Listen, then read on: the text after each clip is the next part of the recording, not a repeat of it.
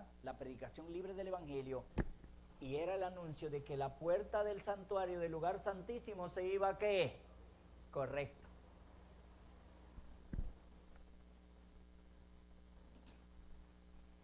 La cual nadie puede cerrar, porque aunque tienes poca ¿qué? Has guardado mi palabra y no has negado ¿qué? He aquí que yo entrego a la sinagoga de Satanás a los que dicen ser ¿qué? Judíos, ya eso lo estudiamos, y no lo son, sino que mienten. He aquí yo haré que vengan y se postren a tu pie y reconozcan que yo he ¿qué?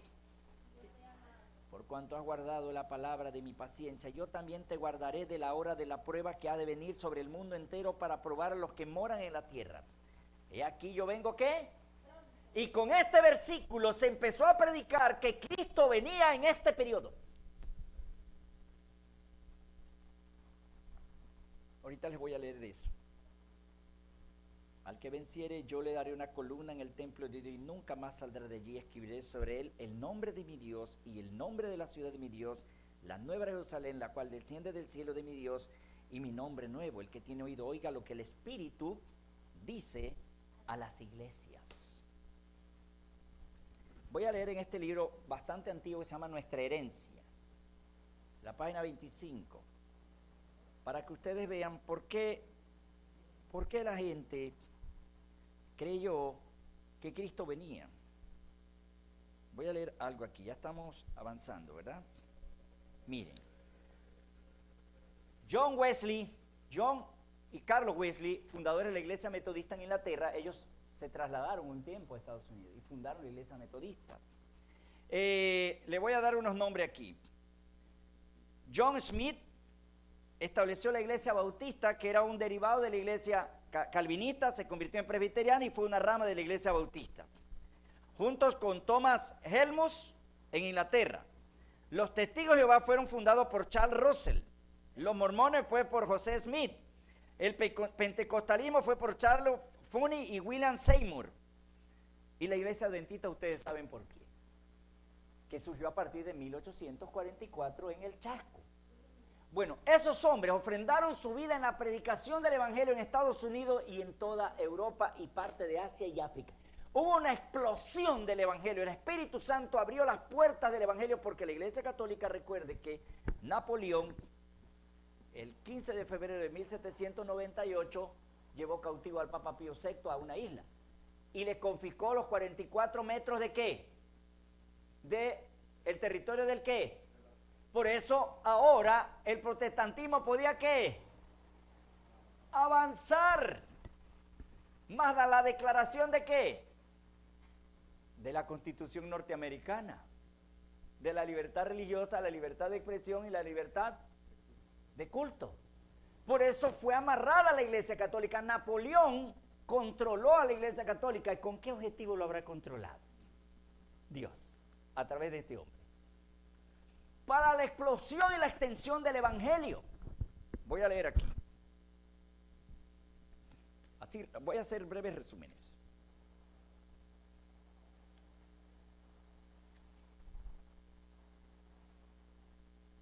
Miller estudió la profecía 2300 días y se convenció que el santuario era la tierra y empezó a predicar el mensaje de la segunda venida de Cristo. El versículo que le dije, he aquí vengo pronto. Voy adelante. Josué Himes es considerado el segundo predicador destacado del adventismo en Estados Unidos. Nació en Rhode Island y su padre quería que fuera ministro de la iglesia episcopal, pero problemas financieros hicieron necesario que Josué se convirtiera. Y empezó también a predicar el mensaje del segundo advenimiento. Así que Miller y Himes empezaron a predicar que Cristo ¿qué? Dice acá, yo no puedo leer todo. Josiah Leach, uno de los primeros ministros protestantes que aceptó el mensaje del adventismo y lo predicó, fue Josiah Leach. Josiah se convirtió al cristianismo a 17 años. A los 17 años se unió a la iglesia metodista y llegó a ser pastor. En 1838 leyó el libro escrito por Guillermo Miller y tenía dudas de la enseñanza de Miller. Y cuando empezó a leer el libro pensó que pocos minutos encontraría los errores, pero luego confesó, antes de terminar el libro me sentí satisfecho de que los argumentos eran tan claros, tan bíblicos, que era imposible desaprobar la posición del señor Miller, que había logrado establecer que Cristo venía en 1843, porque él después lo rectificó que era 1844. A ver, Charles Fish Contribuyó en 4 maneras a proclamar el mensaje del advenimiento de Estados Unidos: predicador, como escritor, como autor de himno y dibujante. George Storr y Sylvester Bliss fueron líderes milleristas bastante destacados. Bliss se recuerda que en su memoria Guillermo Miller y la asociación con Josué Haydn también perteneció al personal directivo del Sign of the Times. José Wolf, escuchen este. Al mismo tiempo que Estados Unidos, Guillermo Miller estudiaba y sentía que debía predicar el mensaje del primer ángel, Wolf estaba empezando a proclamarlo en Europa. En 1821, José Wolf viajó a África, Siria, Persia, India, isla de Santa Helena y los Estados Unidos. Predicó en Nueva York y muchas grandes ciudades. Wolf, considerado como uno de los estudiantes de idiomas y misioneros durante el más notable de la historia, nació a ser conocido como el misionero a todo el mundo. Wolf hablaba 14 idiomas. ¿Usted cree que eso es casualidad? Eso era para que el mensaje, ¿qué? O sea, de Estados Unidos y hasta de Inglaterra, como una catapulta, enviaron misioneros a todo el mundo, a África, Asia, Japón, todo el mundo. Por eso la iglesia de Filadelfia se llama iglesia del Real, porque el protestantismo calvinista, luterano y anglicano había ¿qué? Decaído. Voy a leer otro. Johann Bengel, ministro luterano, predicó la segunda venida en Alemania antes que Wolf y Miller. Él creía en la libertad religiosa y preparó a los jóvenes para el ministerio. Eduardo Irving fue un destacado predicador adventista en las Islas Británicas. Predicó también la segunda venida de Mesías en gloria y majestad, leída por Lacunza, que era un jesuita. Enrique Drummond, un banquero inglés, miembro del Parlamento, dedicó la vida al servicio cristiano por muchos años, a dictar conferencias anuales sobre las profecías.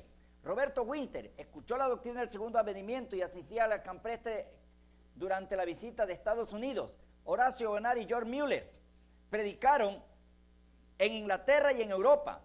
Los niños predicadores se prohibió, las iglesias protestantes prohibieron la predicación de la segunda venida. Entonces Dios utilizó niños en Europa. Entonces los niños jóvenes, algunos de los cuales todavía no sabían leer, predicaron el mensaje de la hora del juicio, la profecía y concerniente al regreso de Jesús. H. Heinz Peter, de Holanda, director del Museo Real, tuvo un sueño que vio la venida de Cristo se acercaba y lo contó gozosamente a sus amigos usando varios textos bíblicos para probar su afirmación. Entre los años 1830 y 1842 escribió varios folletos sobre el tema, el gran suceso mundial. Y Louis Gaussen predicó el primer ángel proclamado en Francia, Suiza, en Génova, y se interesó particularmente en estudiar las profecías de Daniel. Cuando entró en el ministerio declaró que era la clave de la historia mundial. Un resumen breve de por qué esta iglesia no tiene ¿qué? No tiene reproche. Porque fue un tiempo en donde no el protestantismo, sino que la iglesia del Revivamiento es la iglesia de las iglesias que surgieron ¿dónde? En Estados Unidos. Por ejemplo, los metodistas recuperaron el método de enseñar de Isaías 28:13, reglón tras reglón, líneas. Los bautistas recuperaron la doctrina del verdadero ¿qué? Bautismo. O sea, cada iglesia fue aportando ¿qué? Y en ese momento fueron el pueblo de Dios, según la luz que ellos habían ¿qué? Recuperado. No sé si me explico. Cada iglesia empezó, de las iglesias del Revivamiento empezaron a estudiar la Biblia y el Espíritu los iba ¿qué? Hasta que llegó la iglesia ¿qué? Adventista, en donde se simplificaron las que faltaban: el sábado, la ley, el santuario. ¿Estamos claros? Con la iglesia adventista se cierra el círculo de las verdades y por eso es necesario que surgiera una profeta. Porque no hará nada el Señor sin que lo revele aquí en ley. Ahora vamos al capítulo 10 y regresamos a leer la Odisea. Capítulo 10 de Apocalipsis, que es la profecía del surgimiento de Elena White. Está en la Biblia. Cuando estudiemos el capítulo 10, versículo 8 en adelante. La voz que oí del cielo otra vez conmigo, ve y toma el librito que está abierto en la mano del ángel que está en pie sobre el mar y sobre ¿qué? ¿Saben qué librito es ese? Apocalipsis. Las profecías iban a volver ¿a qué? A renacer a partir de 1798, cuando la Iglesia Católica pierde el poder. Dios iba a permitir que su espíritu abriera la mente de muchos hombres y mujeres para entender. Aunque entendieron mal que Cristo venía a la tierra, empezaron a estudiar las profecías. Ahora mire lo que pasa. Fue el ángel diciendo, dice 9, toma el librito y ¿qué? ¿Qué es? ¿Comerlo? ¿Es comérselo? Estudiar. Te amargará el vientre, pero en tu boca será ¿qué? O sea, viene Cristo, viene Cristo. Los que eran sinceros, prediquemos la venida de Cristo. Dulce, pero después iba a ser ¿qué?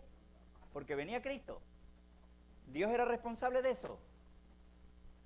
El problema es que nunca se había enseñado, ni se había enseñado bien, que la ley ceremonial había ¿qué? Sido clavada, y que el santuario del que la Biblia habla es el cual.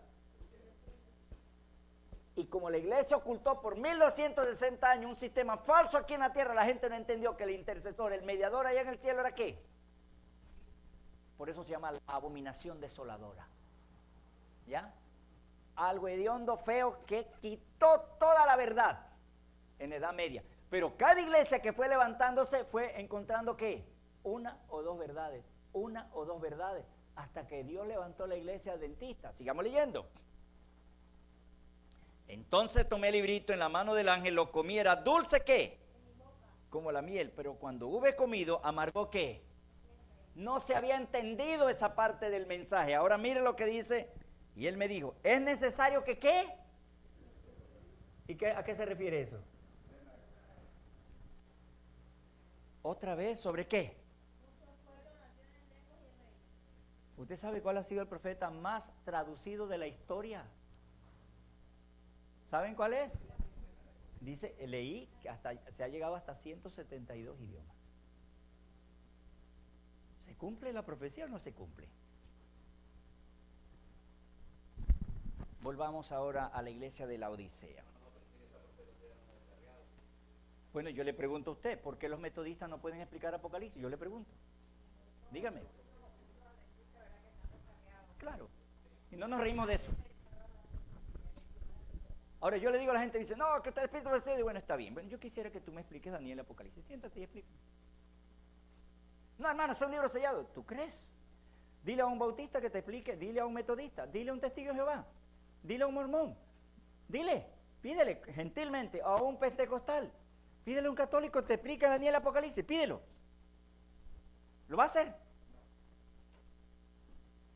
Por eso yo no puedo desaprobar esto. Yo le voy a decir algo. Sin esto, yo no hubiera entendido esto. Daniel y Apocalipsis. Sin esto, no lo hubiera entendido.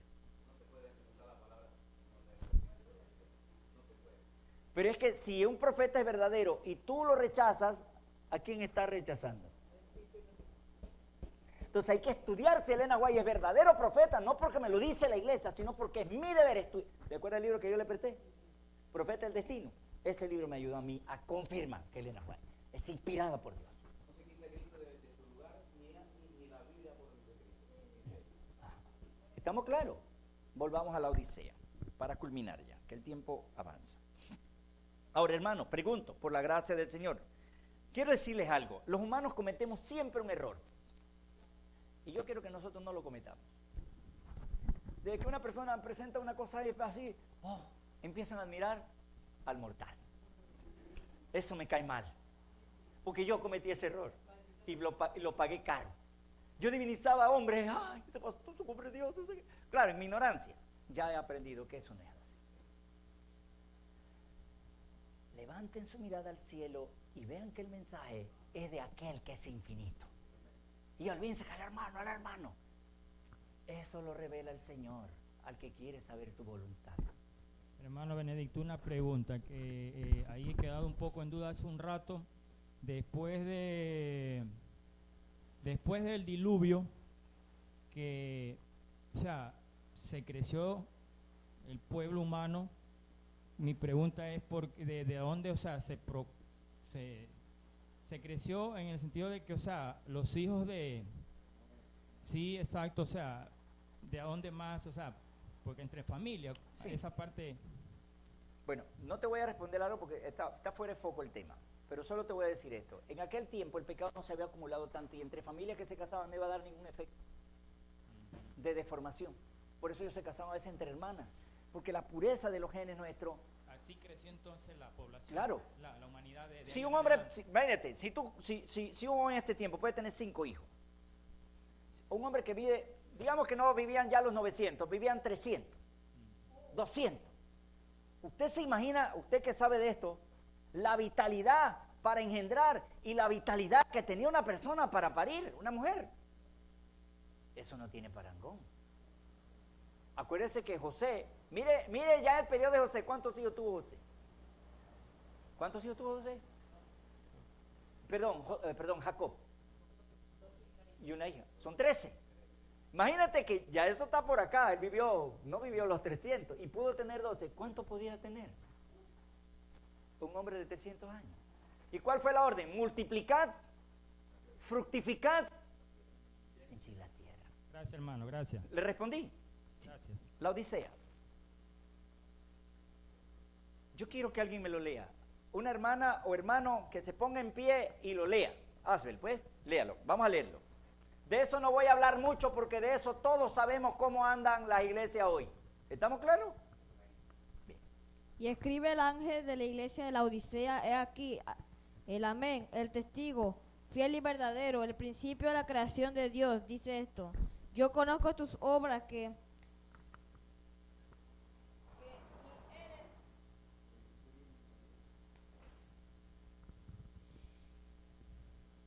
He aquí, amén, el testigo fiel y verdadero, el principio de la creación de Cristo dice esto. Yo conozco tus obras, que ni eres frío ni caliente, ojalá fuese frío o caliente, pero por cuanto eres tibio Te y no vomitaré. frío ni caliente, te vomitaré de mi boca. Porque tú dices, yo soy rico y me he enriquecido, y de ninguna cosa tengo necesidad. Y no sabes que tú eres un desventurado, miserable, pobre, ciego y desnudo. Por tanto, yo te aconsejo de que en mí compres oro refinado en fuego, para que seas rico, y vestiduras blancas para vestirte, y que no se descubra la vergüenza de tu desnudez. Y unge tus ojos con colirio para que veas. Yo reprendo y castigo a todos los que amo.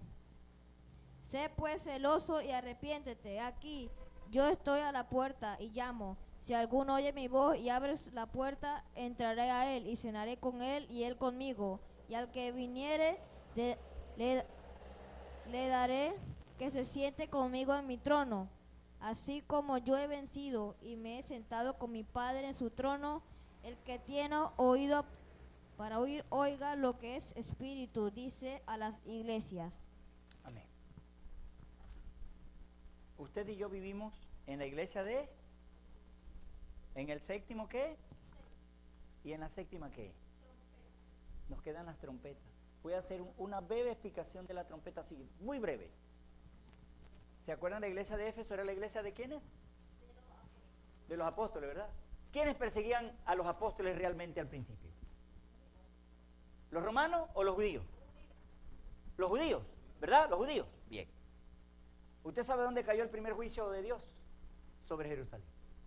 En el año 70, dentro de los 100 años. ¿No fue azotada Jerusalén por los romanos? ¿Y por qué ustedes creen que cayó sobre Jerusalén? Porque ellos están llevando la consecuencia de la persecución y del rechazo que ellos hicieron del evangelio de Cristo en el primer siglo. ¿O no fue así? ¿No? ¿Acaso no dice 1 Pedro 4:17 es necesario que el juicio comience por el pueblo de quién? ¿Quién era ese pueblo en el primer siglo? ¿Qué pueblo? ¿No eran los judíos? Bueno, por eso en el año 70 Dios permite que Tito y Vespasiano azotaran Jerusalén. Por eso él dijo, no quedará aquí, no pasará una generación, por eso una generación es 70 años, en donde no caiga aquí piedra. Ahora, en este periodo, ¿quién persiguió al pueblo de Israel? Al pueblo cristiano. Los romanos, acuérdense. En los coliseos, ¿recuerdan? ¿Usted sabe qué pasó aquí? Las 10 tribus bárbaras azotaron Europa. Acuérdense que el poder romano, ¿quién desmanteló el poder romano? Claro que es Dios, porque Él está al control, pero ¿qué poderes vinieron y dividieron toda Europa? Las 10 tribus, claro. O sea que Dios utilizó las 10 tribus, ¿para qué? Para azotar a la iglesia, ¿qué? Católica. Por eso, ustedes ven que el incensario, que son las oraciones de ¿qué? Parecía acá que Dios no estaba haciendo nada. No sé si me explico. Pero las oraciones, que es el altar de incienso, derraman las trompetas, que son castigos, son juicios. Las trompetas son juicios, hermano. En la Biblia, trompetas, que viene la guerra, corran, métete aquí, las armas, venga, porque viene un azote. O sea que mientras Satanás atacaba la Biblia a través de esos instrumentos y se perseguía al pueblo de Dios, las oraciones que ellos llevaban hacía que Dios ejecutara sus ¿qué? Exactamente. ¿Vieron que Dios no se olvida? Las trompetas son juicios. ¿Estamos claros? Pero eso lo estudiamos, si el Señor lo permite, el otro mes. Lo vamos a dividir en dos: las 4 primeras trompetas y las 3 siguientes el siguiente sábado. Para mí, este es lo más complicado que hay en la Biblia de Apocalipsis. Esta parte es la más complicada para mí. Tiene mucha historia, muchos hechos. Ahora, ¿alguna pregunta en cuanto a los sellos y las iglesias? Esta gráfica la tenemos clara, ¿verdad? Ustedes saben que yo pienso que más del 80%, como dice mi hermana, en Cristo y mi hermana de sangre, el 80% o más quizás de los adventistas, bueno, ustedes estuvieron en Estados Unidos, ignora esto. Yo digo que el 80%. Porque cuando yo empiezo a hablar a personas adventistas que tienen 30, 40 años, ¿de lo que tú estás hablando? ¿De qué tú estás hablando? ¿Estás loco? Yo les hablo de esta estructura y todo, y ellos me dicen, ¿estás loco? ¿De dónde tú estás sacando eso? Y no estoy hablando de los protestantes ni de las iglesias evangélicas, o sea, yo pienso que la mayoría de los adventistas esto no se les ha enseñado. Y no estoy hablando de mí, estoy hablando de la tristeza que me da que la iglesia... No. Pero usted sabe por qué no lo predican, porque los mismos teólogos lo ignoran. ¿Ya? Por eso la Biblia dice que seguirán engañando y siendo ¿qué? ¿Sabe por qué están engañados? Por la escolástica, por la teosofía de la hermenéutica. Eso nubla. Sí, eso nubla. Porque eso tiene un poder hechizante, porque tú estás invocando ídolos y dice que lo que se sacrifica a los ídolos, se sacrifica aquí. A los demonios. 1 Corintios 10:20. Vamos a leer 1 Corintios y terminamos. Clic. Y vamos a cantar entonces el 174. ¿Qué les ha parecido, hermano? Olvídense de mí. Concéntrense en el mensaje del Eterno para usted. Yo soy igual que ustedes, hermano. Yo no vengo a vender humo aquí de santidad. Yo también tengo mi lucha, hermano. ¿Tú crees que tú tienes problemas? Yo también tengo problemas. Tengo aflicciones, pero también tengo gozos y tengo paz. ¿Tú sabes qué dice el hermano White? Nunca se diga que la vida cristiana es fácil. Ella dice así, nunca. Porque donde tú quieres vivir piadosamente, los primeros que te empiezan a atacar son tu familia. Olvídate que es la gente del mundo. Los primeros que te van a martillar es tu familia. ¿Ustedes saben quiénes fueron los primeros que burlaron a Jesús cuando estuvo aquí? Desde joven, de niño. ¿Lo han leído? ¿Le deseo a toda la gente?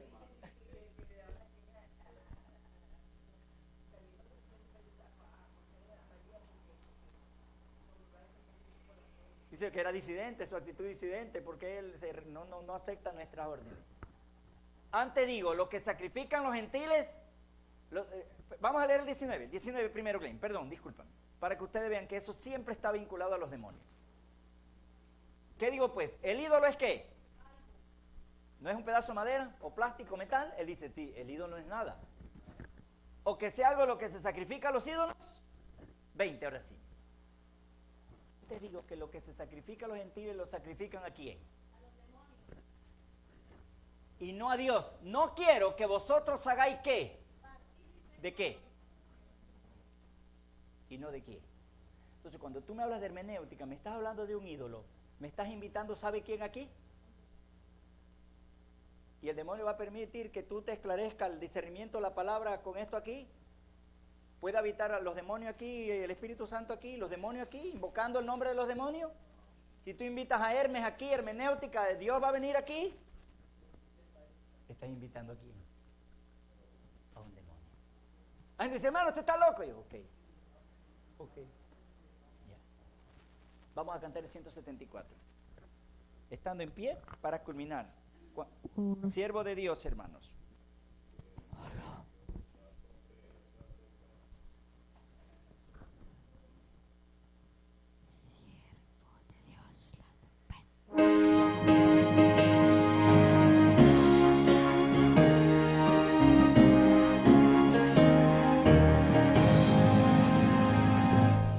Siervos de Dios, la trompeta tocar, Cristo muy pronto vendrá. A todo el mundo las nuevas llevar, Cristo muy pronto vendrá. Pronto vendrá, pronto vendrá. Cristo muy pronto vendrá. Fieles de Cristo no quiera anunciar, Cristo muy pronto vendrá. Siempre alegres, contentos cantar, Cristo muy pronto vendrá. Pronto vendrá, pronto vendrá, Cristo muy pronto vendrá. Montes y valles, canción entonar, Cristo muy pronto vendrá. Ondas del mar nuestras voces alzar,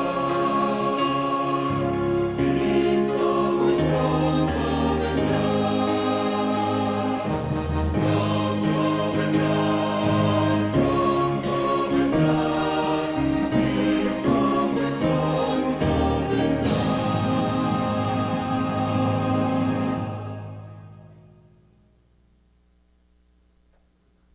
Gracias, oh Padre, por ser paciente y misericordioso. No quiere que ninguno perezca, sino que todos procedamos al arrepentimiento. Bendito, santo, infinito y eterno, usted, Padre, supremo ser, mayor que todos.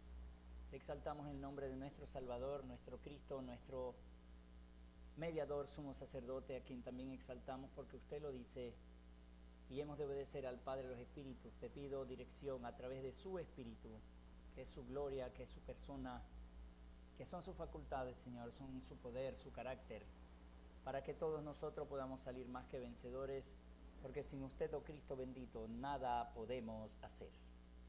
Y nuestro modelo y ejemplo es usted. Bendiga a cada hermano aquí. Solo usted sabe qué necesitan ellos para que les suplas. Oro por ellos, para que ellos oren por mí, para que esta pequeña congregación no solo crezca en número, sino también en fe, en amor, en las virtudes de su Hijo.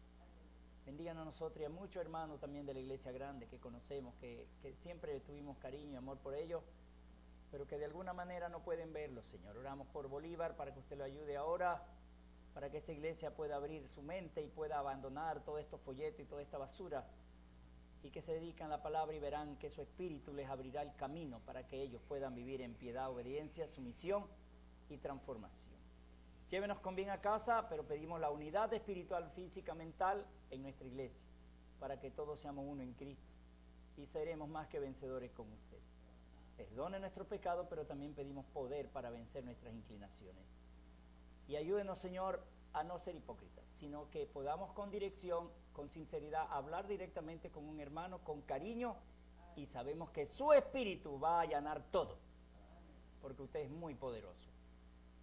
En el nombre de Jesús lo pedimos. Amén. El Señor les guarde, Señor, y la paz de Él more en cada uno, hermanos.